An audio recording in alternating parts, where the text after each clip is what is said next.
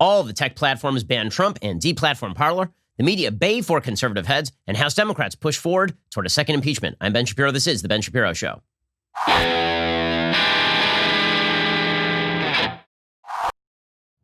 The Ben Shapiro Show is sponsored by ExpressVPN. For peace of mind, whenever you go online, visit expressvpn.com/Ben. Alrighty, so I just want to begin today with something that I never do, but I'm going to do it now. Okay, I really don't do this because it's self-serving and it seems silly, but I'm just going to say right now, I want you to go subscribe over at dailywire.com to this show. It's what we do at Daily Wire. The reason I'm saying this is because we are quickly reaching crisis point in terms of the attempt to bar conservatives from virtually every platform. That is what we are watching in real time happen. On the back of the awful and evil incident at the Capitol last week, the entire tech infrastructure is now mobilizing in order to take conservative outlets off the air, in order to ensure that conservative websites no longer appear. Here's the thing. They may not be doing it right this second, but they have now set the predicate that they can do it whenever they want. And what they are doing right now is that the tech bros have declared war on conservatives. It's going to be a slow-moving war. They're going to start with people who are outliers. They're going to start with people who are considered more radical. But they have basically decided that if they, at any point, have the opportunity to take you out, they will take you out. So I can't guarantee how long Apple Podcasts is going to be distributing things like Daily Wire podcasts. I can't guarantee how long Amazon Web Services is going to allow websites like Daily Wire to be up. You need to go directly to the source. You need to go to dailywire.com right now, and you need to subscribe because it may be, over the course of the next couple of years, it may be the only way you actually get the content that you want. Okay, the way that Facebook is moving, the way that Twitter is moving, the way that all of these outlets are moving, all of these supposed platforms, they are now no longer really platforms. They are now publishers, basically based on what they are doing. The way that all of these outlets are moving, they're moving more and more toward the deplatforming, dismissal, the creation of an echo chamber just for the left. That is what is happening right now. We are watching The Purge, okay? And it's not just on the tech level. It is also happening at the corporate level. It's already happened in Hollywood. It is happening in the schools. It is happening nearly everywhere. We are dividing formally into two Americas. Those Americas are not divided by state. They're not really divided by race. Those Americas are divided by politics. There will be a group of corporations that only services the left. There will be a group of online mechanisms that are only allowed to actually platform the left. And the right's going to have to build its own outside mechanisms.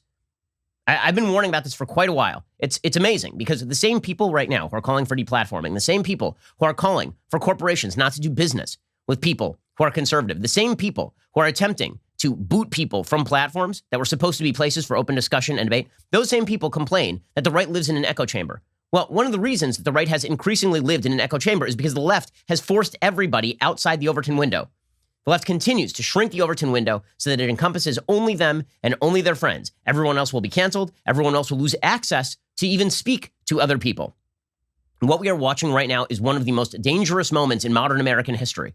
Not just because of what happened at the Capitol last week. That was extraordinarily dangerous, and we are finding out new details showing how extraordinarily dangerous that was for the Congress people, for the vice president, for everybody inside, for the police officers. A second police officer committed suicide over the weekend. Right? It was an extraordinarily dangerous event.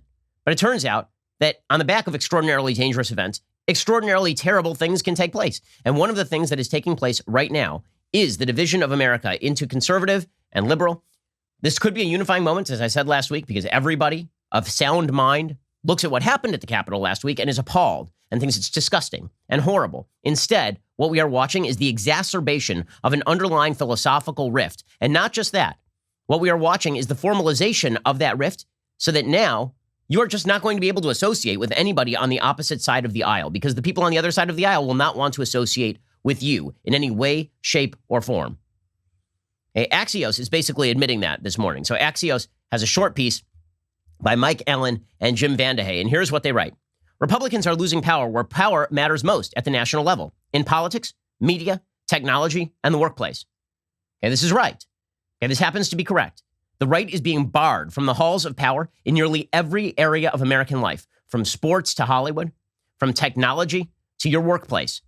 Right? You're getting the letters from your employer saying that if you posted in favor of Trump back in September, or if you said, I'm voting for Trump back in September, or if you posted against Black Lives Matter back in August, well, you may lose your job. All your friends are going to look at you askance. If you work in the tech industry and you signify that you are in favor of sites like Daily Wire or Daily Caller or anyone on the right not being shadow banned or downplayed, you might find yourself on the firing line. The political conflict that has characterized the country since inception, right? I mean, that's never stopped, has now boiled over into every area of American life. This is where it affects Americans because who wins Congress, who doesn't win Congress, that has some impact on your life, right? Who wins the presidency, who doesn't win the presidency, that has some impact on your life in terms of regulations and taxes and policy. But what really has impact on your life is how you're treated by your friends, by your neighbors, by your employers, by the outlets that you use, by the culture that surrounds you. And all of that is being twisted against you right now if you are conservative. And Axios is pointing this out because Axios happens to be correct about this. They say Republicans often felt mistreated when they had real power in the form of the presidency and the Senate. Watch Fox News or listen to Ben Shapiro. You will see and hear how this new isolation will feed Republican worries and grievances in the months ahead. You see, we're pouncing. Well, maybe the problem isn't that Fox News and Ben Shapiro are pouncing on this. Maybe the problem is that people are doing this in the first place. I've made my own show very often a place for discussion and debate. We did the Sunday special every week for 2 years? And the Sunday special was designed to allow me to talk to people on the other side of the aisle. You know how many people refused to come on the show? You know how many people said, I literally will not sit in the same room as you and have a discussion with you because that might legitimize your position? This happened on a routine basis. You can ask our producers who are asking people across the aisle from us on the show every single week.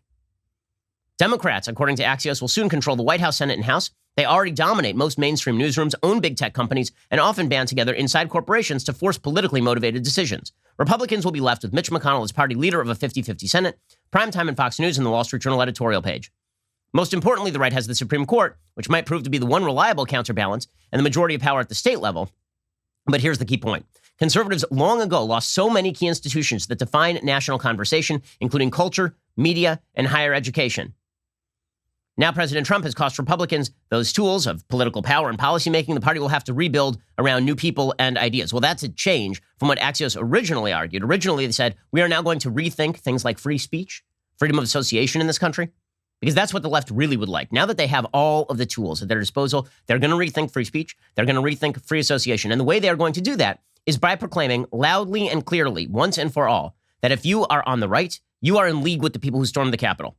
That if you were a supporter of Trump, or even if you didn't support Trump, if you're just a religious conservative, if you're somebody who held your nose and voted for Trump because you looked at the left and the left was getting so insane that they were openly backing Black Lives Matter rioting and backing critical race theory and trying to ram down an extraordinary level of intolerance on right-wingers across the country and on people who are middle of the road and moderate liberals across the country. If you looked at that and you said, you know what, I'm not into that. Now the rule is that you were in favor of what happened at the Capitol last week, which is crazy and gross. And the people who are saying this sort of stuff are doing something deeply politically malevolent. If you're lumping in with the hundreds of people who should go to jail for a very long time, who did what they did last week, if you're lumping in with those people, the 75 million Americans who voted for Trump, and then probably another 100 million Americans who disagree with the left on a wide variety of issues, ranging from whether children should be allowed to change their sex to whether Americans should be divided along the basis of race and then special government benefits given to them. If you're lumping all those people together and saying, yeah, you were those people, then that's the problem. You are part of the problem. Not the only problem, but definitely the biggest problem for the future of the country. Because let's be real about what happened last week. What happened last week was an act of evil, and it was unsuccessful. A Republican Senate came back into session and then voted for the certification of the election. Mitch McConnell led the way. Vice President Pence, Trump's own vice president, presided over that. It was a failure. It was a failure from beginning to end. That doesn't mean it wasn't evil. It doesn't mean it wasn't terrible. It does mean that the system was resilient enough that within a couple of hours, everybody was regathering on the floor of the same building that had been invaded and was voting in favor of the system. The danger to the system right now is not the exogenous danger of rioters taking over the Capitol. The danger to the system right now is the complete lack of trust, the breakdown in basic cultures of rights. See, we talk on the show a lot about how culture is upstream of politics. We talk on the show a lot about how a culture matters more than the politics, that your culture shapes you, the waters in which you swim, right? The stuff that you watch, the church you go to, your neighbors, that really shapes who you are as a person. And then that is manifest in politics. Politics does not shape culture nearly as much. Here's the thing. When it comes to your rights, when it comes to liberty, a culture of liberty, a culture of freedom is upstream of the politics of freedom. Okay, there are a lot of people today who are saying, well, you know what? You're complaining a lot, but these are all private corporations doing what they do. Legally, they're allowed to do what they do. That's true. Legally, many of these companies are allowed to do what they can fire you for being a conservative. They can. They're allowed to not allow you to use your credit card to pay for a subscription over Daily Wire. They can. Okay, but a culture of rights, which means a people who prize the ability of people to do things they don't agree with because they believe in the underlying rights, that has to undergird any legal system of rights. Because sooner or later, and usually sooner, a culture that opposes the rights of others turns into a legal structure that opposes the rights of others. It bleeds over incredibly quickly. If you think the First Amendment is going to protect you, if the entire culture has decided the First Amendment no longer matters, wrong you are. Okay, we're going to get to more of this in a second and why this has become such an issue. Because over the weekend, it really broke out into the open. First, honest to God, like now is the best time ever to get a VPN. The social media companies have decided they're going to monetize your data while shutting down points of view that you like. They've decided that they are going to ban outlets that you like while taking your data and then making money off of you. You should stop them from doing this. They should not make money off of you. Instead, you should seize back control of your own data with ExpressVPN. Did you know that your ISP, Comcast or Verizon, knows every single website you visit? What's worse, they can sell this information to ad companies and tech giants who will then use your data to target you.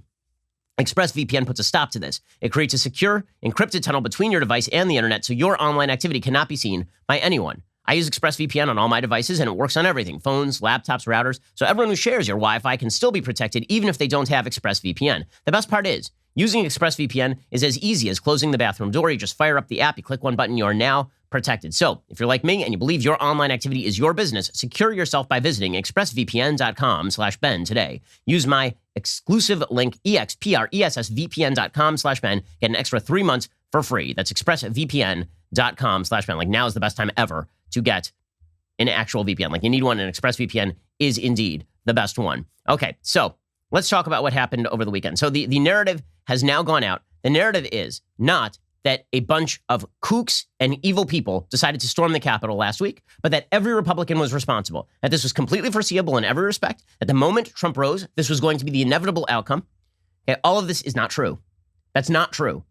Okay, let me just take a quick example. Do you really think that if this was the foreseeable outcome, that like it was the most foreseeable, like the most likely thing was going to be a bunch of QAnon supporters and nutsos storming the Capitol and taking pictures of a barbarian in a helmet? If you thought that was the most likely thing, then why was Ted Cruz and Josh Hawley backing the silly illegality they were backing? Why?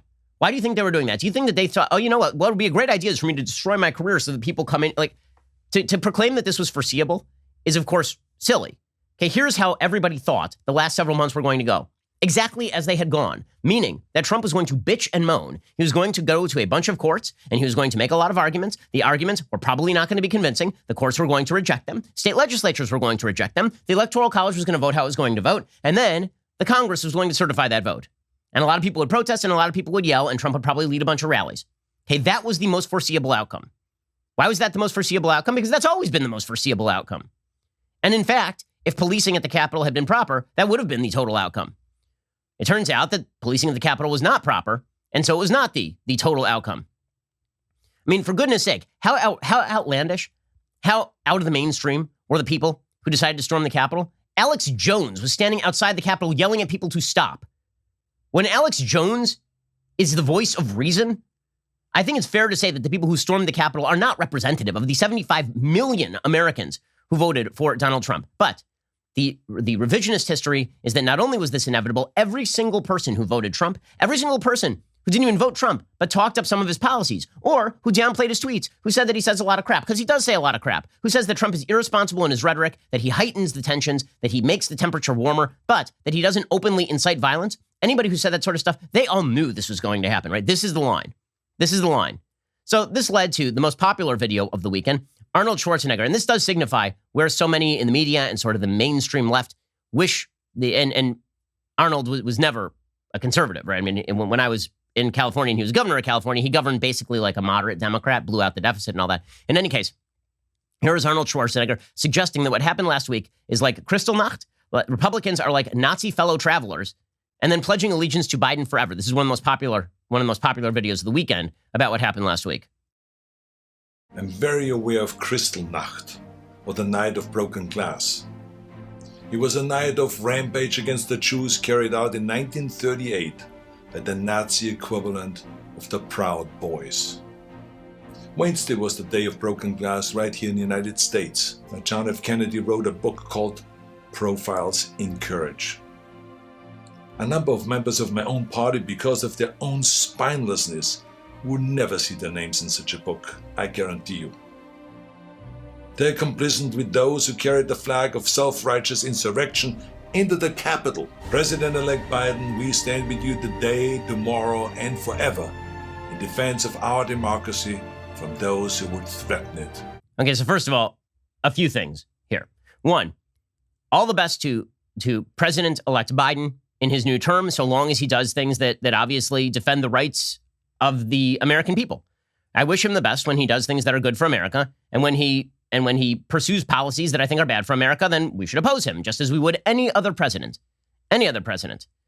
Okay, when it comes to insurrectionists attempting to prevent him from being duly elected president of the United States, of course I support him and anybody else who opposes that, including Mitch McConnell, including the other Republicans who oppose that. As far as the Kristallnacht comparison, it was a very long talk here that Schwarzenegger did, where he talked about how his father and other men in Austria would think back to their time when they were complicit with the Nazis, and then this is after World War II, because he was born a couple of years after World War II, and they'd beat their wives, and they'd beat their children, and they'd get drunk. And the implication, of course, is that there are millions and millions and millions of Americans who are complicit in what happened on Wednesday. First of all, it was not Kristallnacht. You know how I know it wasn't Kristallnacht? Because Kristallnacht, for those who are historically ignorant, happened in 1938 with the express permission of the Nazi government. Okay, not implied. The express permission and encouragement and participation of members of the Nazi government. Okay, the dictatorship Nazi government. Okay, wasn't it there was Kristallnacht? And then the legislature came back into session and then said, you know what, I can't believe those rogues. Let's move on with the business of government. Okay, first of all, it was not that. It was a government-sponsored pogrom against Jews. 30,000 Jews were rounded up by the government during Kristallnacht and deported to concentration camps. 7,000 Jewish-owned businesses were burned down. 267 synagogues were burned to the ground. Hundreds of people were murdered at the behest of the unified dictatorship Nazi government. To compare what happened last week to Kristallnacht is a joke. Okay, it was not Kristallnacht. It was not even close to Kristallnacht. And yet the comparison is meant, of course, to inflame further. The comparison is meant to indict anybody who once wore a MAGA hat or who voted against Joe Biden as complicit in the attack last week. Okay, that was the goal, because once you do that, you can do whatever you want. Once you have labeled half of the country Nazis or Nazi fellow travelers, you can then do whatever you damn well please to them, right? Because rights shouldn't apply to those people. Because if those people backed what we saw last week, well, then we should be deplatforming them, right? We should be looking to finish their careers. We should be excising them from our social circles, right? Those are all things that we should be doing. So this is the goal.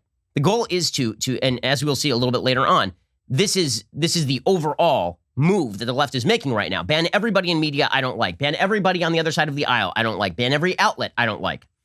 And it's meeting with a fairly tremendous amount of success. So it started with Trump, but it's certainly not going to end with Trump. We'll get to that in a second, because Trump has now been banned from nearly every social media platform. We'll get to that in just one moment. First, let us start with the fact that it is a new year, and it's time for you to dress right. It's time for you to look good. And let me tell you about Cuts Clothing. They've taken a classic men's fashion staple, the plain tee. They've refined it, combining premium quality with a minimalist aesthetic. Cuts shirts, polos, hoodies, crew sweatshirts. They're made for the man who works hard, plays hard, never settles for less, all in the sport of business. They're built for performance in the boardroom, the bar, or the gym. Cuts Clothing keeps you sharp wherever the game takes you.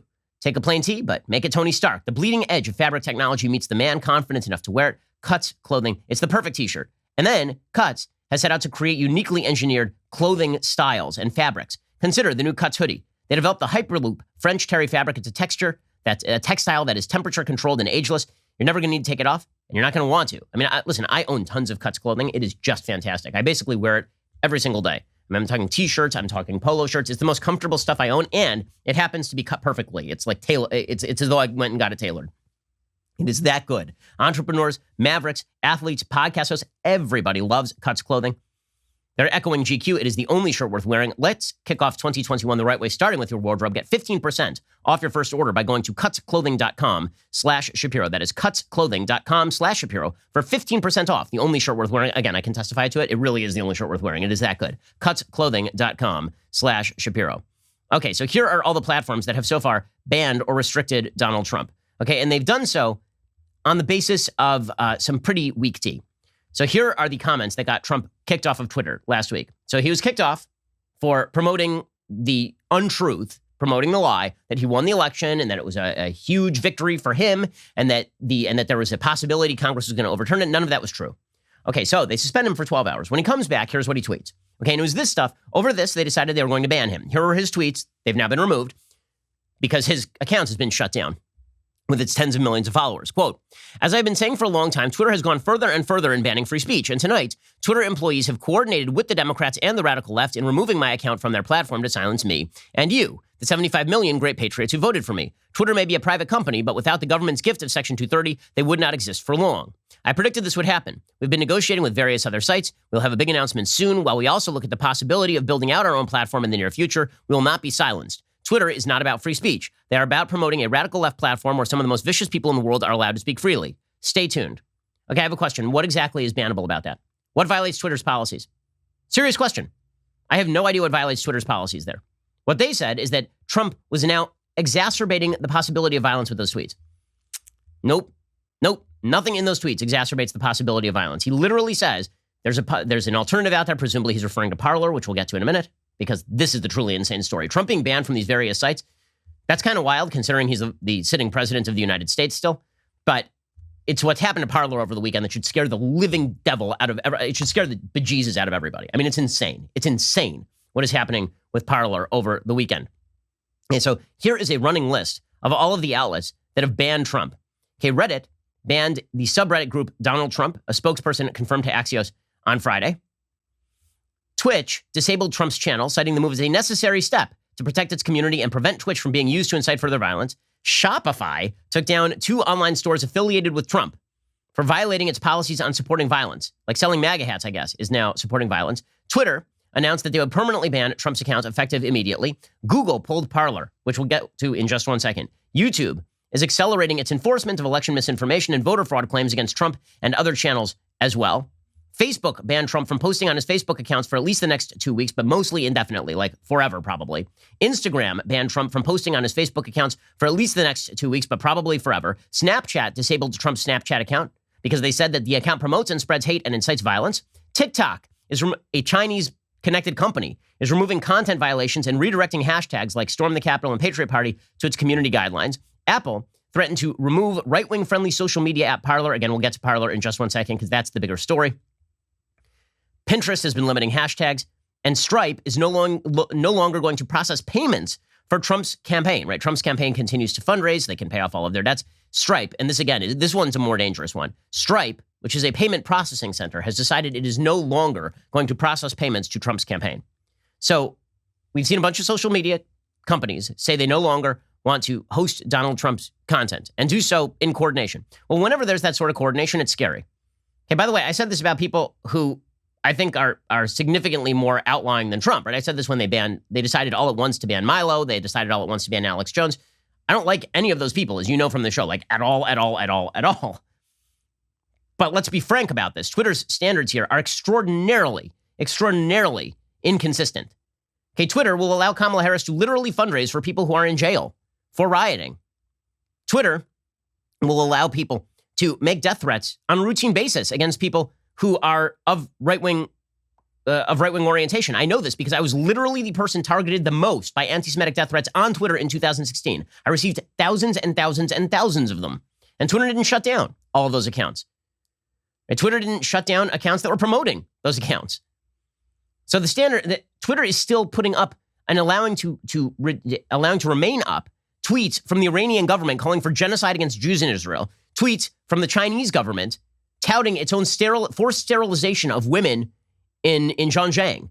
Okay, like there are no standards here. Okay, if there were a standard and Trump violated it, that's one thing. There are no standards, is the reality. The standards just do not exist. And it's going further than that. The PGA of America moved to ban the 2022 PGA Championship from Trump National Golf Club. So the idea now is that all of the employees of Trump National, who have nothing to do with Trump's political career, right? All the people at Trump National, like the groundskeepers and the janitors and the people who work the club over there, all those people are going to lose out because they've decided that you can't even do business with any club that Trump owns because of what happened on Wednesday. Now, let me start from this perspective. As I said last week, you are to blame for incitement if you tell people to go do violence. That's when you are to blame for incitement. But the standard does not hold for the left. If you're Bernie Sanders and you say over and over and over again that Republicans are literally killing your grandmother because of their failure to support Medicare for all, and then one of your supporters goes and attempts to murder dozens of Republican congresspeople and nearly shoots one to death in Steve Scalise, you know who's not responsible for that? Bernie Sanders. He's responsible for increasing the temperature. He's not responsible for the insane person who decided to shoot people based on that. Let's say that you are the president of the United States and you say over and over and over and over again that the police in the United States are systemically racist, that they are targeting black people for destruction. And then let us say that a supporter of Black Lives Matter goes and murders 6 police officers in Dallas. You know who's not responsible for that? Barack Obama. He didn't want people to do that. He didn't call for people to do that. And yet the idea here is that Trump is responsible, like directly responsible, so much so that no one can ever do business with any business associated with him. He should be banned from all of his accounts, not on the basis of violating policy, but on the vague basis that he is a threat to the public peace. Okay, here is why I'm so skeptical of these claims about threats to the public peace. They are wildly inconsistent, like insanely inconsistent. It turns out the only people who are quote unquote threats to public peace are precisely the people that the left doesn't like anyway. So let me take what I think is perhaps the best example of this ever. So Keith Boykin is a CNN commentator. So he tweeted out over the weekend, quote, "Imagine this scenario. Reverend Al Sharpton holds a rally and tells his supporters to take back their country with strength and combat. Then 5 people die after Black Lives Matter activists storm the U.S. Capitol. How would Fox News and congressional Republicans respond?" This is such an unbelievably great example of how the left just doesn't have, it's not that the left has a double standard, it's that the left doesn't have a standard. The standard is that if you are a conservative, you are bad. And we will hold you accountable for anything anybody does. He actually used Reverend Al Sharpton in an example of what would people do if somebody incited a riot. Okay, if you're talking about borderline incitement of rioting, Al Sharpton did that twice, 2 times. He literally did it in Crown Heights in 1991 when he said at a funeral for a black kid who was hit by a car driven by a Hasidic Jew, he said, if they want to get it on, let them pin back their yarmulke and come on over to my house. Okay, a riot in Crown Heights ensued. An Orthodox Jew named Yankel Rosenbaum was killed. Then, a few years later, there was a store called Freddy's Fashion Mart. It was not, in fact, owned by Jews. It was, in fact, it was kind of subleased to a Jew. In any case, he suggested that diamond merchants had invaded the neighborhood. Okay, and this resulted in one of the people who was at one of his rallies going and burning Freddy's Fashion Mart, ending in the death of at least one person. So what happened to Al Sharpton? Good question. Well, let's see. He ran for president in 2004 on the Democratic side of the aisle.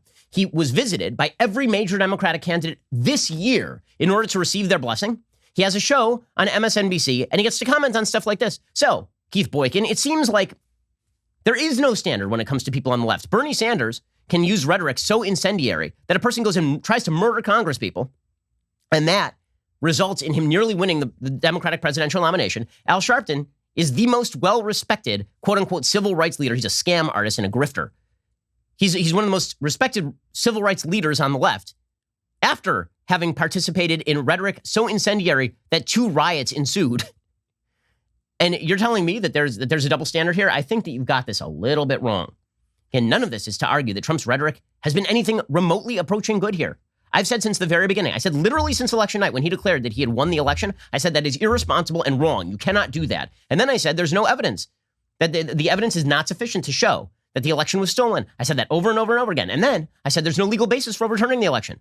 I said all of those things over and over, but that does not mean that he, quote unquote, incited to the point where he, forced these people or wanted these people to invade the Capitol. And certainly it doesn't mean that all of the people who voted for Trump, the 75 million Americans who voted for Trump, are responsible for that. And yet that is exactly the pitch. That's the pitch. The pitch is that you are responsible. All of you are responsible.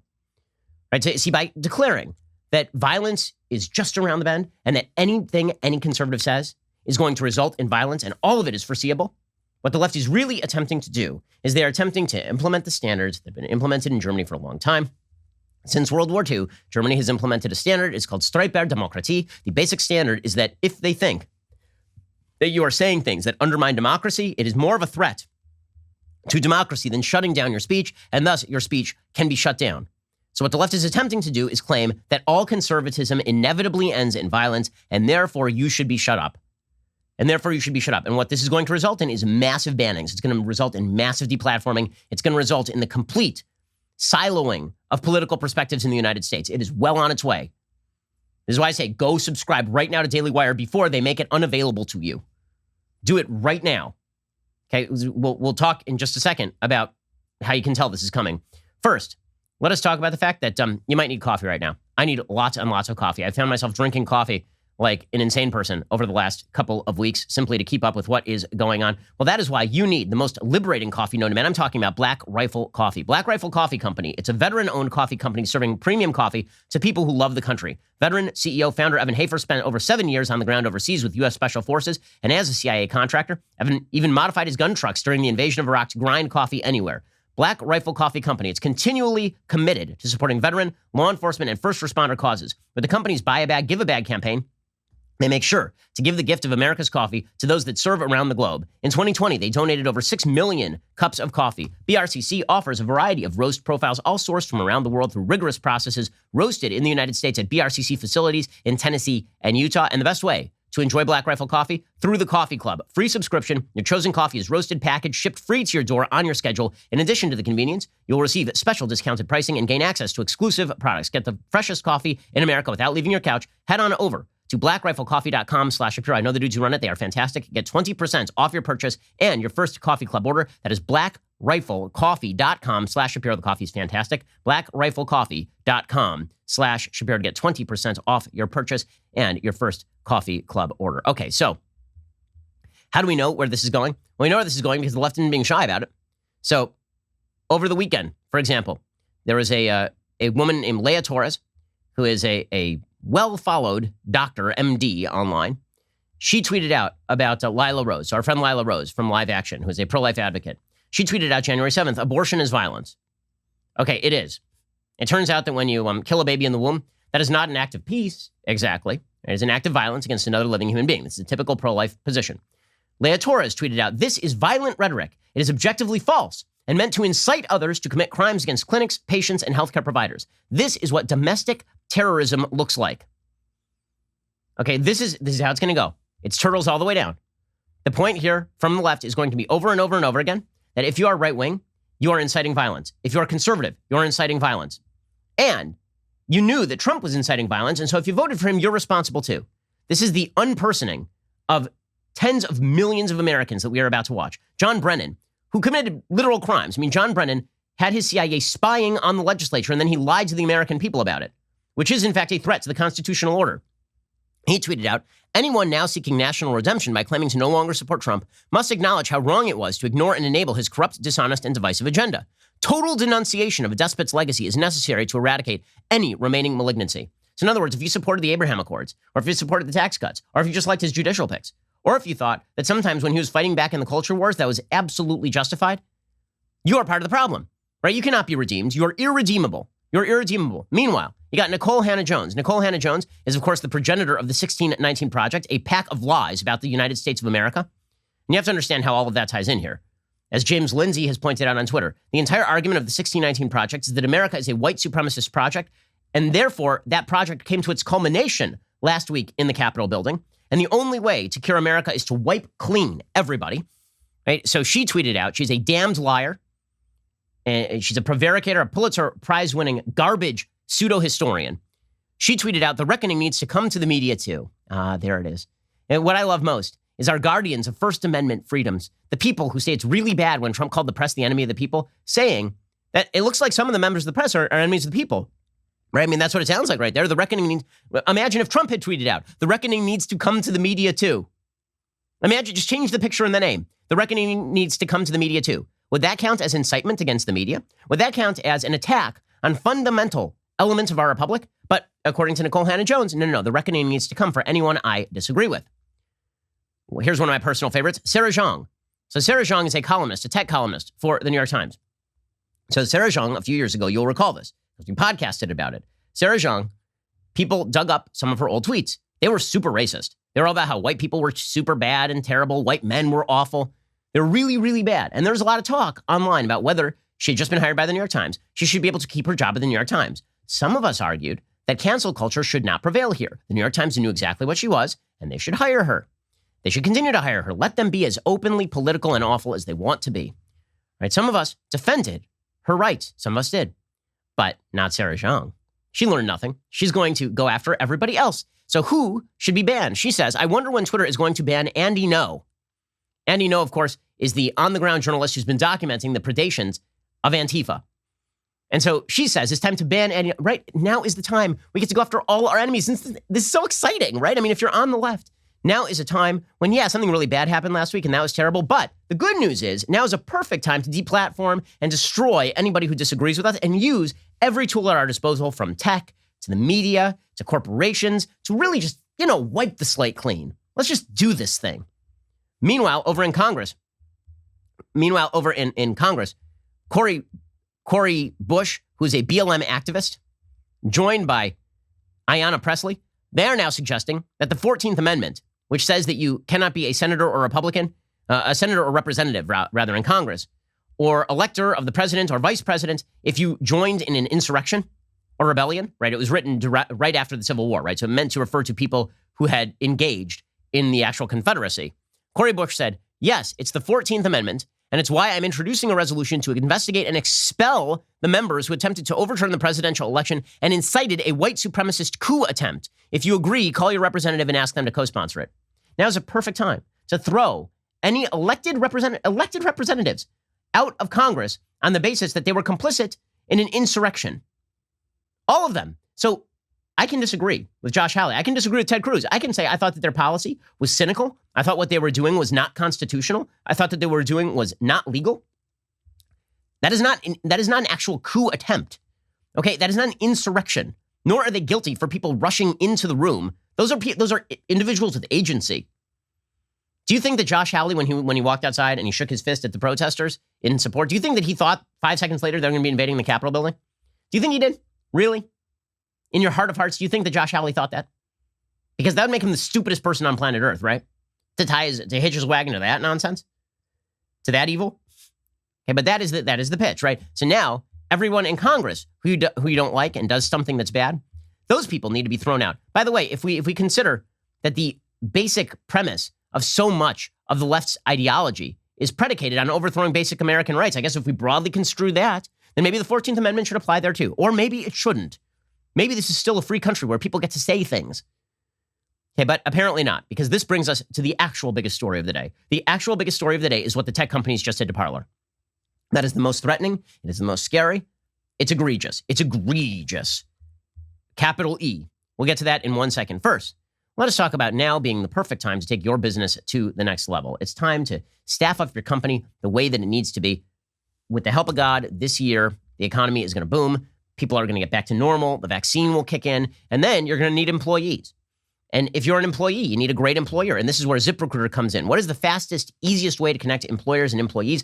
ZipRecruiter. Right now, you can try it for free at ZipRecruiter.com/dailywire. ZipRecruiter will do the work for you. When you post your job, ZipRecruiter sends it out to over 100 top job sites with one click. Then, their powerful matching technology finds people with the right skills and experience for your job and actively invites them to apply. So you get qualified candidates fast. It's no wonder that 4 out of 5 employers who post on ZipRecruiter get a quality candidate within the very first day. See for yourself right now. You can try ZipRecruiter for free at ZipRecruiter.com/dailywire. That is ZipRecruiter.com/DAILYWIRE. We have been using ZipRecruiter here for a very long time. You may have noticed some turnover in our credits. Thanks, ZipRecruiter. Are you ready to build your team for 2021? Head on over to ZipRecruiter.com/dailywire. ZipRecruiter is indeed the smartest way to hire. Go check them out right now. Okay, so this brings us to the biggest story of the day. We'll get to it in 1 second. Okay, this is the attempt to deplatform Parler, to literally take them offline. Not just by some of these supposed free speech platforms, but by actual data providers. Okay, this should scare the living... If you're a free speech person, right, left, center, this should scare the living hell out of you. It should, because it can happen to anyone based on what the woke standards of the day are or the leftist standards of the day. It's really frightening. We'll get to that in a second. First, look, we are going to fight this culture war. We're going to have to fight it on every single front. I started the show today by talking about how the right had basically abandoned the institutional structures in favor of individualism, which is good, but they abandoned the institutions. One of those institutions is the cultural institutions, places like Hollywood. Well, we need to get back into the business of providing people content on every front that convinces them that conservatives are not only not bad, but are quite good. On Friday, January 15th, my birthday, Daily Wire is releasing its first feature film, Run, Hide, Fight, exclusively to Daily Wire members. Run, Hide, Fight is not particularly political. It is intense. It does have a powerful message. The movie follows a high school besieged by a quartet of school shooters. One young girl, 17-year-old Zoe Hall, uses her wits and survival skills to fight back. Here is the trailer.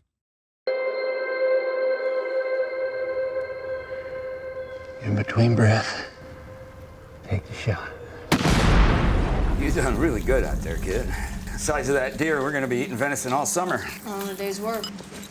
I think we need to see somebody again. And by we, you mean me? No, I mean us. Hey, that look in your eye. Guys in my unit had that look. Maybe there's a brochure you can hand me so I can go?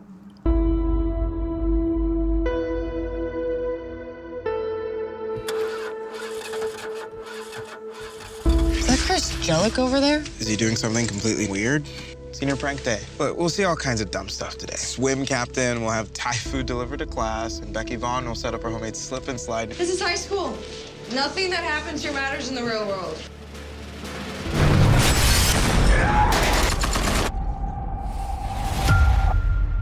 Okay, we are in charge now, so please pull out whichever app you use to do live streaming video. Get them up and running and point it at me. Now!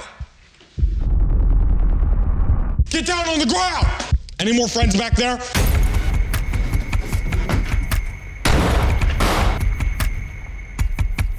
I'm calling 911. Get back to your homeroom and stay put until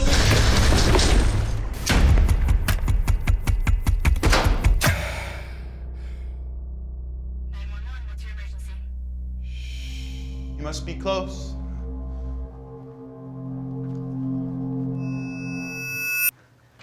You should be ashamed. Very disturbing news out of Vernon Central High School. Zoe.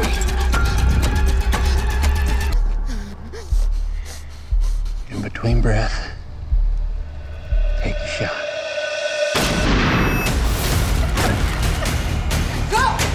Is it safe to say that this might be our guardian angel? Do you want more people to die? That's the last thing I want. I'm gonna kill one person in this room every 5 minutes. You don't show your face.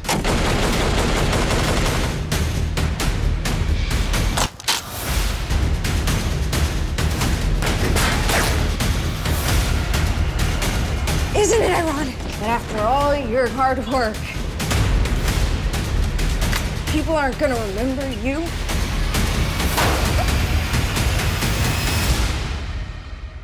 No?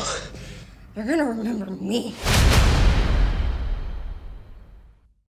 To mark the release of Run, Hide, Fight, we will be doing a live stream premiere the night before, Thursday, January 14th, special episode of Backstage. It features Jeremy Boring and me and special guests. Come join us as we put the culture on our own terms. Now, not only can you subscribe and help us out as we join into the cultural fight, but also you can come work here. We have a bunch of open positions right now. You can check out those open positions at dailywire.com right now and see if maybe you qualify to join us. You're listening to the largest, fastest growing conservative podcast and radio show in the nation.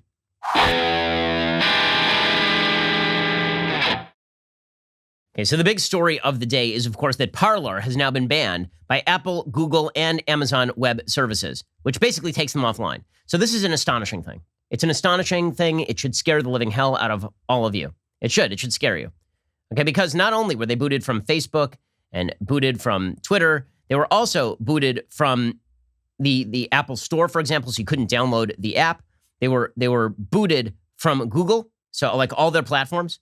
And then, worst of all, Amazon shut Parler down from its cloud hosting service. That's Amazon Web Services, right? Which is basically the servers. They took away all their servers and they said, you can't use our servers anymore. So it's one thing to remove it from your app store. It's another thing to say, you literally cannot exist online because we are taking your servers away from you, right? You no longer get to have your servers. Now, imagine, just for a second, if in the middle of the Black Lives Matter riots, and they were riots, they happened in hundreds of places around the country. Imagine if in the middle of the Black Lives Matter riots, Facebook had been kicked off of its web hosting services. It had been kicked off of the App Store by Apple because people were using Facebook to organize protests that devolved into riots. And people were probably making comments on there that were really bad. Let's say that they were doing that, which we know they were. Or Instagram, where people were coordinating their activity. Or let's say that Twitter, which has been used for more violent threats against me personally than any other app. Let's say that their web serving, that Amazon web servers just decided, you know what? Nope, no more Twitter. the reaction would be, wow, that sounds really, really scary and fascist, in fact.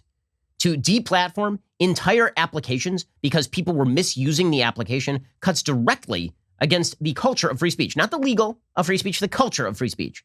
Again, these companies have a right to do what they are doing. But as we will talk about in a second, when you're talking about monopolistic collusion, which is really what this looks like, I am as anti-regulation as any person in America, but you got to be worried about this, and you should be worried about this because, again, to be kicked off your server, like, here was the idea. The idea was, okay, you didn't like Twitter, go build an alternative, right? I said it many times. I said, I don't want Twitter regulated. I want an alternative. So Parler came up. Now, I'm not going to vouch for Parler's policies because I don't know Parler's policies, but I do know that what you cannot do is force people off a platform like Twitter. You know, you boot people off or you alienate people so they build an alternative, and then you remove the alternative, right? Everybody should go elsewhere, they said. And then say, okay, so build your own Twitter. You're like, okay, so we'll build our own Twitter. So they go build Parler. And then, like, well, you know what? Amazon Web Services doesn't have to support you, so you need to go build your own server farm. And after that, you know what you need to do? You need to go build your own fiber optic infrastructure. Maybe what you need to do, and if you can't find a bank to lend you, maybe you need to build your own banks. Well, maybe you do. Maybe that's where all of this is going. But imagine for just a second if this had happened around BLM and not around a conservative-oriented platform. Imagine for a second that, again, Facebook had been deplatformed because people were using Facebook in order to coordinate activity in the middle of a pandemic, by the way, that was going to violate not only law, but was also going to violate basic precepts of human decency in the form of riots. And so people would be like, you know what? Facebook's done. We've just taken it down. People would be like, wow, that's insane. But today, the media are celebrating this, like openly celebrating this. The tech bros are taking a bad moment, a really bad moment for the country. They are making it significantly worse because there is no consistent rule they are applying here. If we are talking about apps that allow bad stuff to happen on them, Twitter is like top of the list. Okay, and here is the thing that's amazing. So people talk a lot about Section 230. I've said, because legally this is correct, Section 230 doesn't make a distinction between platforms and publishers. What Section 230 does is it says you are not responsible for open source posting on your website, even if you do some moderation of the open source posting, right? So if there's a comment sections on Daily Wire is a publication. We are responsible for what our editors and writers put up. But if there's a comment section, and then we moderate it to get rid of, for example, violent threats, then we still will not be held responsible for the violent threat, for anything that happens in the comment section. Now, Section 230, to understand what it was about, originally, it was well understood under basic precepts of American law that you don't hold platforms accountable for how people use the platforms. So, for example, everybody uses phones. For years, most crime was committed not online, but it was committed via phone, right? Because there was no internet. So if you wanted to commit a crime, you'd pick up the phone, you'd use AT&T, you'd call your criminal buddy, and you'd go rob a bank. Was AT&T responsible for that phone call? And the answer always was no. They're a platform. They're not actively encouraging you to commit that phone call, right? So AT&T was a platform, okay? And then when it came to the internet, that was also the idea, was these open source platforms were not responsible for any activity that happened that was illegal on the, it wasn't assumed to redound to the liability of the company that allowed the posting, right? If you had an open source and somebody posted a bad comment on YouTube or posted a bad comment on Twitter or posted a bad comment in the Daily Wire comment section, none of those places were responsible for the bad comments that were posted. It was just the person who was responsible for the bad comments that were posted. Then some people said, you know what? We need a better internet. And there are some places that actually do want to do some comment moderation. So they want to get rid of, for example, pornography in their comment section. They want to get rid of spam in their comment section. Does this make them liable because they are now curating? And the answer Section 230 said was, no, it doesn't make them liable. They're allowed to do some of the curation to make the comment sections better. Okay, now, what has happened? So the baseline assumption there was that open threads were not going to lead to liability. Right? That moderation could lead to liability, so we removed the liability for moderation. That's what Section 230 was. Now, we have reversed it. So now the idea is if you do not moderate, you are liable. So the only people who are not liable in the cultural sphere are the people who do not moderate. So in other words, only if you follow the standards, the screening standards, the fact-checking standards, or the informational standards of Twitter or Facebook or Apple or Amazon, only if you do that will you be allowed a platform in the private sector. Only if you do that will you be allowed this. Okay, that's an insane reversal of the intent of Section 230, obviously, which again was meant to protect a lot of these corporations from liability because they were moderating, not in spite of their, not because we wanted more moderation, but because we just wanted to make sure that people who were moderating weren't getting punished extra. Okay, but now Parler has been dropped not just by the Apple Store, but also by everyone, right? By Amazon Web Services. Now, again, I'm all in favor of the free market, but you have to wonder about monopoly practices here. When the technological instruments that are necessary for free speech are located basically in three companies, okay? Because in order for you to be online, in order for you to even host a website, you basically are doing it through one of three companies: Amazon, Microsoft, which is Azure, or Google, right? Those are the three companies. And it really is mostly Amazon. Amazon controls, according to the firm Stanford, they control about 50% of all public cloud infrastructure. Microsoft controls about 16%, so now you're up to 66%. Google controls about 4%, and there are a vast bevy of like tiny little firms that have a little bit of public cloud infrastructure, but not nearly of the size and scope necessary to actually allow pages to load fast. Latency comes out, and it's a real problem. Okay, so you have these three companies, and not only are these three companies controlling all of the infrastructure, which again, that's okay, they are colluding in what they wish to ban. They're colluding in their standards. Even the consumer-based theory of anti-monopoly, which is one I subscribe to, right? If it's not bad for consumers, I don't really care about monopoly. If the consumer-based theory is true, it is very bad for consumers when all of the companies are agreeing on the same exact standard for what they will platform and what they will not platform, because there are no alternatives available. You know, everybody on the right is correctly concerned that this ain't going to stop at Parler. They're saying, oh, Parler didn't keep to our moderating standards. Let me tell you, the moderating standards at Twitter are garbage. They're pure garbage. The moderating standards at Facebook are a little better, not super a lot, as, by the way, the left has been saying. But everybody is worried where this is going to go, and they should be. They're worried that they're going to take down podcasts like this one from the Apple Store. They're worried that they're going to take down the Daily Wire app, saying that it's quote-unquote misinformation on the basis of bull fact-checkers, these fact-check sites that are left-wing oriented. Everybody is worried about that, and they should be worried about that, because that is where this is going. That is where this is going. It's going to get worse and worse, and it's not going to stop. They're going to deplatform everyone. Here was Parler's CEO yesterday saying we were dropped by every single vendor. They made an attempt to not only kill the apps, but to actually destroy the entire company. And it's not just these three companies. Every vendor, from text message services to email providers to our lawyers, all ditched us too on the same day. And they're trying to falsely claim that we were somehow responsible for the events that occurred on the 6th. Okay, and this is what's going to happen to company after company, because so long as the left can connect you to violence, so long as the left can even make the argument, the left's goal is going to be to deplatform you and ruin you personally, ruin your company, get you fired, destroy you in your social life. This is the tsunami. The tsunami is here. Okay, so as I said at the beginning, go subscribe to your favorite sites, because you don't know when they're going to be taken down. Go help out the people who you want information from, because the tsunami is coming, and it is coming on fast. It's already come for Parler. It is not going to stop at Parler. Now the question becomes, what replaces that?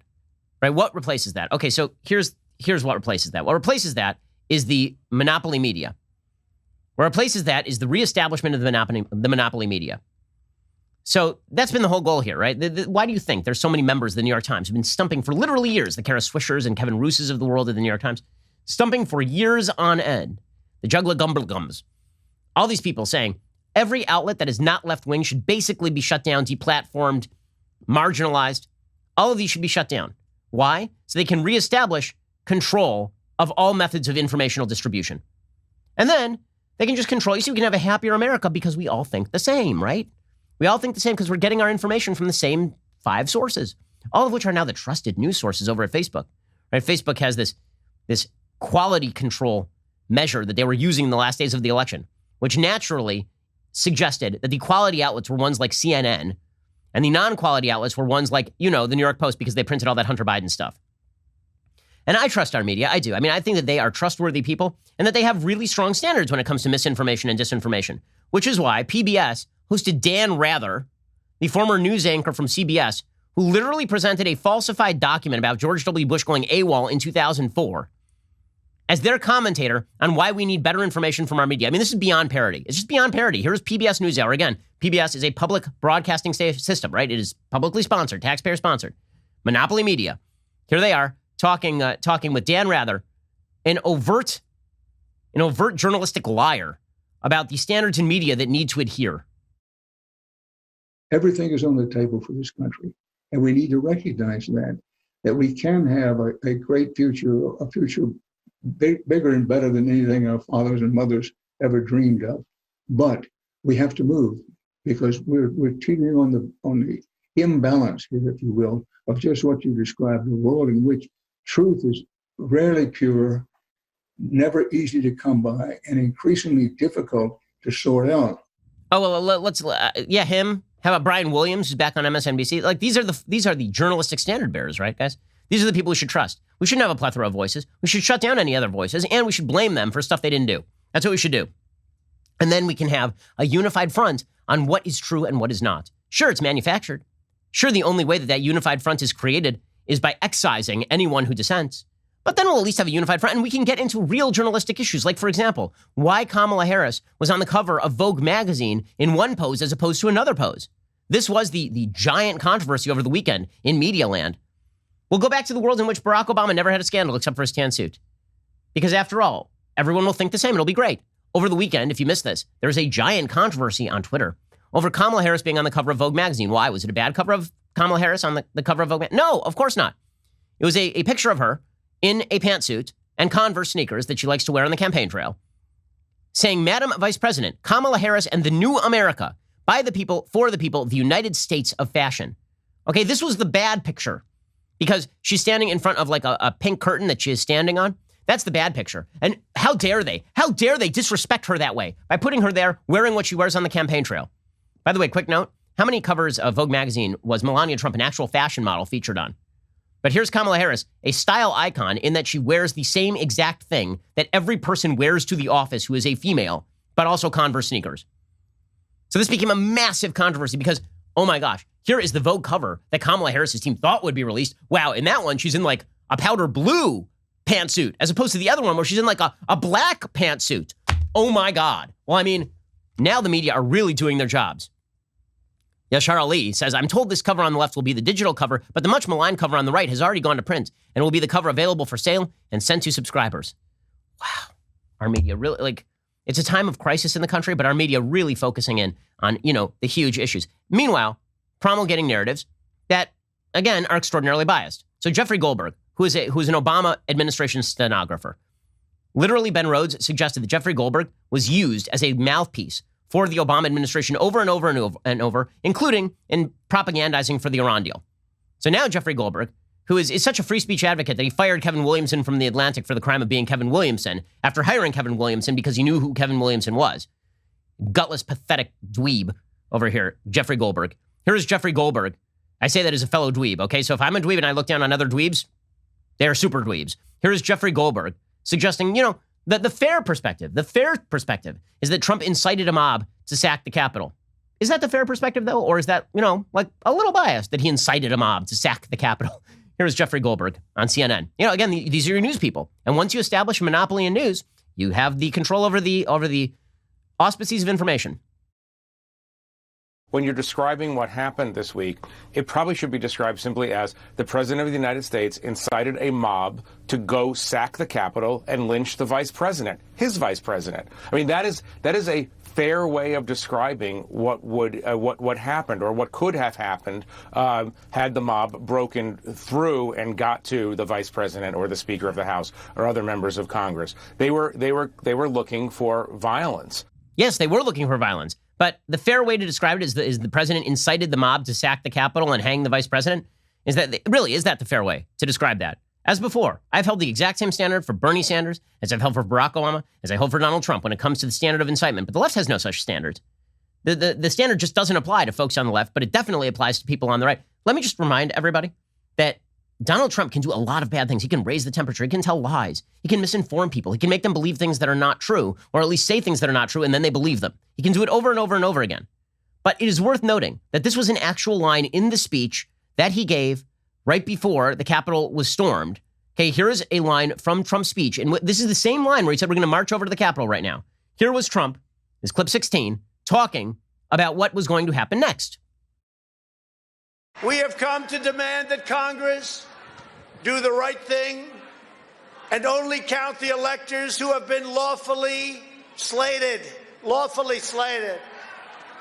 I know that everyone here will soon be marching over to the Capitol building to peacefully and patriotically make your voices heard. Oh, did you hear that word peacefully in there? Peacefully and patriotically? Now, does that mean that the rest of the speech was not inflammatory? No, it was inflammatory. But you do have to know, if you're a news person, you might want to note somewhere in there that the president did say that people were going to patriotic and peacefully make their voices heard. And by the way, that's probably what Trump thought was going to happen, because that's what had happened all along. He says things, people yell and scream, and then they go home, because that has always happened. The reason people were shocked on Wednesday is because it was shocking. It was a shock what happened on Wednesday. That does not mean that Trump's behavior before, during, and after was good. It really, really was not. It does mean that when you say, the fair story is that he incited a mob to sack the Capitol and try to kill his vice president. Yes, that is fair journalism right there. Now, the whole goal here is, of course, to create a complete dichotomy between people who voted for Trump, thought about voting for Trump, voted against Democrats, didn't vote at all, right? A dichotomy between those people and the people who stand for goodness and justice and wonder in the Democratic Party. Now, let me just remind you, this could be a moment when Joe Biden and the Democrats actually put forward a unity agenda. They're not doing that. They're just going to push forward with their normal agenda, and then they're going to count on the media and social media to cover them as though they are doing something wonderful and unifying. And if you disagree, you're against unity. This has been the pitch all along. Joe Biden would be like, yeah, I like unity. Unity is great. Also, if you could just do everything I want, I'd make some pretty great unity. That was Joe Biden's pitch the entire time. So here's the kind of unity that Joe Biden wants to pitch for the country. A unifying future is coming. Here was President-elect Biden talking about his priorities in the aftermath of COVID and making sure that businesses get back on their feet. Does this sound really unifying to you right here? How does this sound to you? Our focus will be on small businesses on Main Street that aren't wealthy and well-connected, that are facing real economic hardships through no fault of their own. Our priority will be Black, Latino, Asian, and Native American-owned small businesses, women-owned businesses, and finally, having equal access to resources needed to reopen and rebuild. But we're going to make a concerted effort to help small businesses in low-income communities, in big cities, small towns, rural communities that have faced systemic barriers to relief. Systemic barriers to relief. So there he is. Right. So this is the unifying agenda. And then the Democrats will proclaim that this is unifying in every way. He's literally saying he's going to discriminate on the basis of race in giving out government loans and government handouts. But that's the unifying agenda. And don't worry, if the media cover this, media like Daily Wire, well, the good news is they can just proclaim that we are racist. They can proclaim that we are inciting, that we are bad. Right? This is the goal. The goal is to conflate everybody. This goes back to the punch-a-Nazi days on the left just a couple of years ago, when they were basically suggesting not only that Nazis ought to be punched, which in the United States, if you believe in civil, some of us have been against violence the entire time, guys. Some of us said that even though there's nobody on earth who hates Nazis more than I do, I'm an Orthodox Jew, you don't get to punch people based on perspective in the United States. The left was like, no, you can punch a Nazi. Also, you're a Nazi. Right? The left 5 minutes ago was saying that riots in major cities were totally fine based on their perspective. Okay, do I trust these people to set a honest, good faith standard as to what constitutes incitement? Or as to what constitutes unity, or as to what constitutes the kind of information that is misinformation or disinformation? Absolutely, I do not. 100% I do not. Okay, so that is the goal. The goal is to create, again, and exacerbate an overwhelming monolithic push from the left in every area of your culture. And if that means deplatforming, if it means silencing, so be it, because the left must emerge victorious. Okay, that brings us to the update with regard to impeachment. So I'd be remiss if I did not comment on what is going to happen this week. So Nancy Pelosi is now pushing impeachment. Her plan is to bring forward today a measure that would essentially push Mike Pence to invoke the 25th Amendment. It basically says, if you don't invoke the 25th Amendment, we're going to invoke the articles of impeachment. Now, I'm not sure if that is even real. I mean, if we're talking about things that are constitutional and violate norms, Congress trying to force invocation of the 25th Amendment is kind of a weird one. Right? The 25th Amendment is an executive branch move. Right? The executive branch generally is tasked, not generally, it is tasked in the origin anyway, with invoking the 25th Amendment and saying the president is incompetent. Now, obviously, the 25th Amendment was written in the aftermath of the Wilson administration. It was an attempt to prevent people who were literally incompetent, like literally they could not sip a glass of water without help, from being president of the United States. It's pretty obvious legally that the 25th Amendment does not actually apply here, no matter what you think of Trump. Incompetent here does not mean bad at his job. Incompetent means like you are physically and mentally incapable of performing the office. I actually don't think Trump has changed very much over the last 4 years. I think that he is just as erratic and volatile as he ever was. But I don't think he is significantly more so, except that when he's disappointed in things, then he becomes worse. But the 25th Amendment, the push by Democrats to push the 25th Amendment is likely going to fail. House Democrats are saying that Pence should respond to the resolution within 24 hours, and then they're going to bring impeachment legislation to the floor. The articles of impeachment are going to accuse Trump with, quote, willfully inciting violence against the government of the United States. Now, that's going to be a very hard legal case to prove because, again, incitement generally requires that somebody be asking for violence. As I played before that clip of Trump, I mean, Trump literally said peacefully protest outside the Capitol building because that's probably what he thought was going to happen. That doesn't justify any other part of what he has done all along here with the lying and the prevarication and the pushing of myth and the characterization of the law. But it's hard to make the case that somebody is inciting violence when they literally say, I want you to go peacefully protest. And using vague language like go fight for something, which is used all the time in politics, or we're going to win the culture war, or we can't stop fighting, or we need to go over there and make people feel strong. Like that on a legal basis, I cannot imagine that is going to rise to the level of even a crime, right? You can't charge a crime on that basis. Also, it is worth noting that today is January 11th. His presidency is over on January 20th. Okay, so really this is more for show than anything else. And you can say that you like the show, you think that the legislature should push back against Trump because Trump was attempting to pressure the legislature to do something unconstitutional. But here's the thing. The legislature didn't do the unconstitutional thing. His own vice president didn't do it. The legislature didn't do it. So when people say the legislature needs to send Trump a message, they kind of did. They certified the election result in favor of Joe Biden and completely rejected Trump. And now he is widely derided. So he's going to be leaving. I mean, like, it's pretty obvious at this point that this is mainly an attempt politically for Democrats to essentially suggest that ever voting for Trump by anybody was a critical error, that everybody should have foreseen all of this, right? It's sort of part and parcel of the broader Democratic narrative.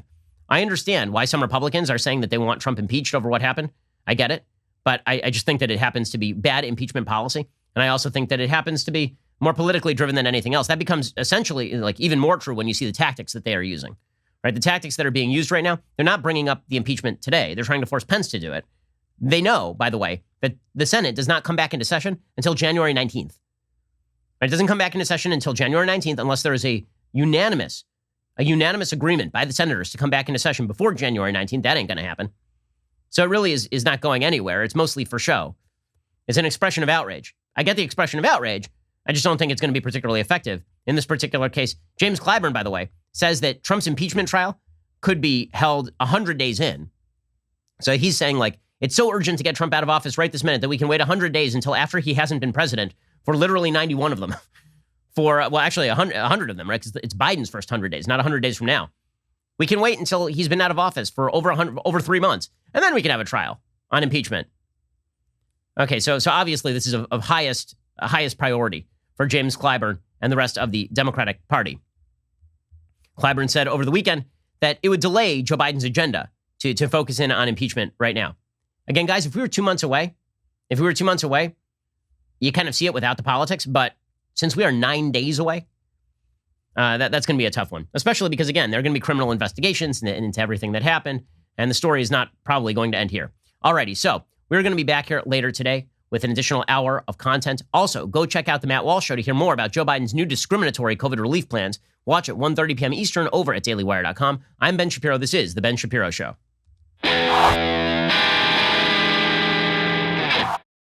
The Ben Shapiro Show is produced by Colton Haas. Executive producer, Jeremy Boring. Our supervising producers are Mathis Glover and Robert Sterling. Production manager, Pavel Wydowski.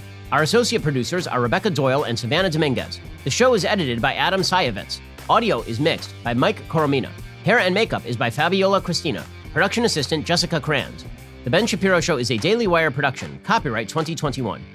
On the Matt Walsh Show, we talk about the things that matter, real issues that affect you, your family, our country, not just politics, but culture, faith, current events, all the fundamentals. If they matter to you, come check out the show.